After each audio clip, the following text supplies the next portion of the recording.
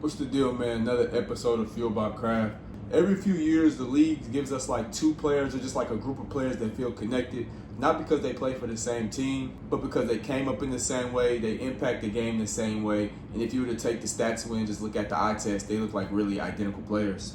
Or they have really similar play styles. And I wanted to add this new series to my YouTube channel called The Head to Head. And I wanted to start off talking about Amen Thompson and Stephon Castle. Now, the main idea of this series is just to shine light on two players who, like I said, have a really similar game, and just to pose the question on who you would rather build your team around, or if one player is better than the other. I'm not sponsored by Freshka yet, you know what I'm saying? You gotta speak it into existence.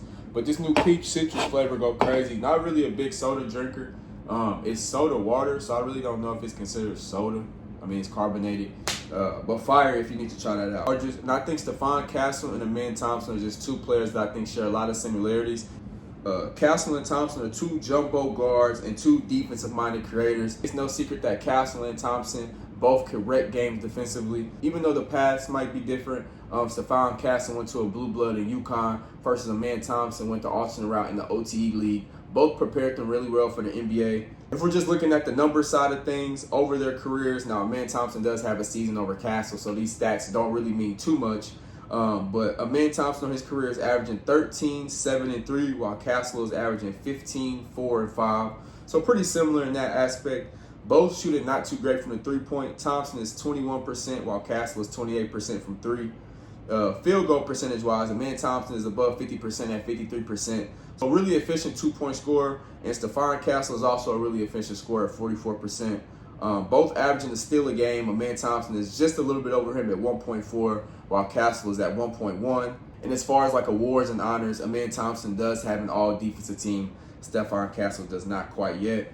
And to end off the numbers, Amen Thompson is leading the head-to-head in the regular season 4-3. So out of the 7 times he's played Stephon Castle, Amen Thompson has came away with the W four out of those 7 times. If we're just starting on the road they took, Amen Thompson took the non-traditional route, overtime elite instead of college. But I think it's very beneficial for players to go to the OTE. I think they really learn a pro-style environment early, and they put a lot of emphasis on like physical tools, pace, and the versatility of being a good basketball player. While Stephon Castle went to a traditional powerhouse, the UConn system is built on defense, structure, and winning.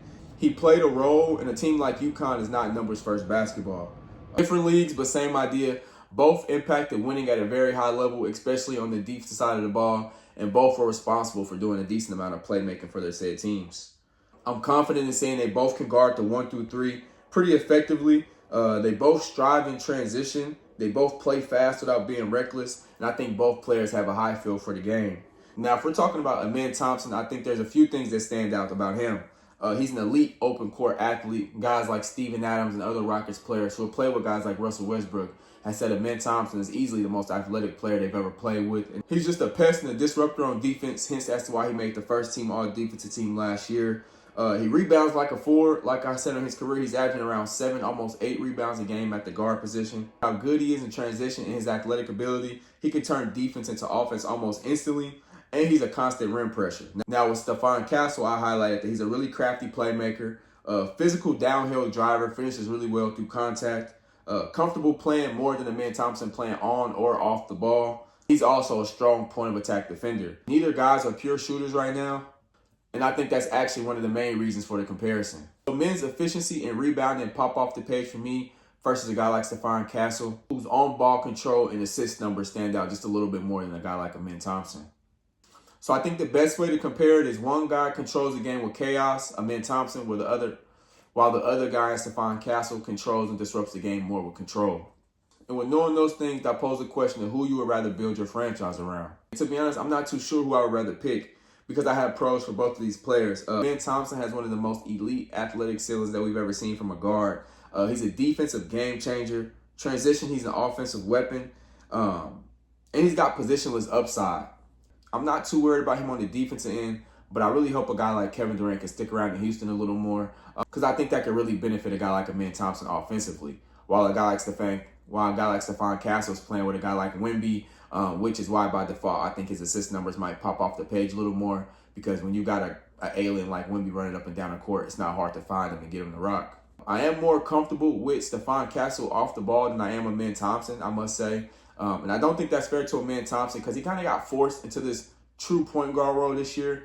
I don't know if you guys forgot, but Fred VanVleet is the starting point guard for the Houston Rockets. But unfortunately, before the season started, I think he had like a torn ACL, Achilles, or some serious lower leg injury, and that forced him to play on the ball a lot more, where a guy like Stephon Castle has De'Aaron Fox, who can play off the ball a little bit more.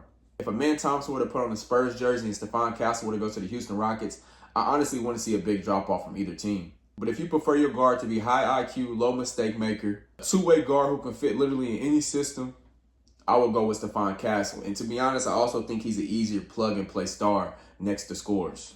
So this is where I throw it to you, man. If you're starting a franchise from scratch, who would you rather take? Amen Thompson, Stephon Castle? Let me know in the comments. I'm really interested to know what you guys think about that.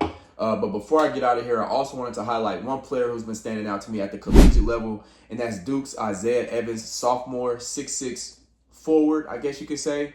On the season, Evans is averaging 14 points per game, 3 rebounds, 1 assist, and shooting about 38% from 3, and that's on his career. So excuse me if I said on the season. Those are his career stats. As of February 21st, when I record this, he has 6 20-point games this year and at least 7 games with at least 4+ 3-pointers made. He's one of the most confident, skilled scorers who can be a dynamic wing in the NBA. His ability to make and create tough shots is one of the best in this entire draft class. And with further physical development, I believe he has the upside. To become a long-term starter in the NBA. So obviously they're going to put weight on him as he gets to the league. But like I said, once he starts to develop that grown man strength, the NBA weight, I think he'll show pretty promise in the league. He's a beast from beyond the arc and anywhere on the floor. Honestly, one of the more dangerous shooters in the entire class. Outside of Mullis from UConn, Isaiah Evans is one of those guys where every time he shoots the ball, I just assume it's going in. Like I said, a limited range. He can get hot just as quick as anybody that I've seen in college basketball. And he's got quick and great shooting mechanics, which lets him get his shots off in really tight windows. Not comparing him to this player at all, but Carmelo Anthony was really similar in that way. Of his mechanics and his shooting mechanics were so good, he can get the shot off in a phone booth, as some would say, which just means he can get the shot off in a really tight space. His long arms and his wiry frame really help him compete defensively. And with more training like any other young player, I think he'll be perfectly fine in the NBA defensively, be able to hold his own, and won't be one of those guys who can't get on the floor because he can't hold defense.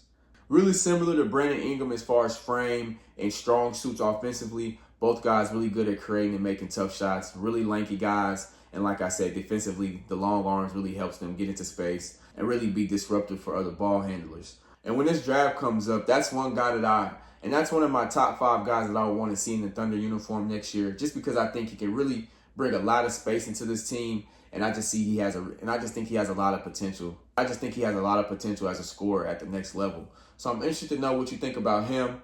Let me know what you think about the Stephon Castle and Amen Thompson thing. Let me know what you think about Isaiah Evans. I appreciate you guys for watching. If you haven't already, please subscribe to the channel. Also, these Reebok jackets is hard. You know what I'm saying? If you like the Nike Techs, cool.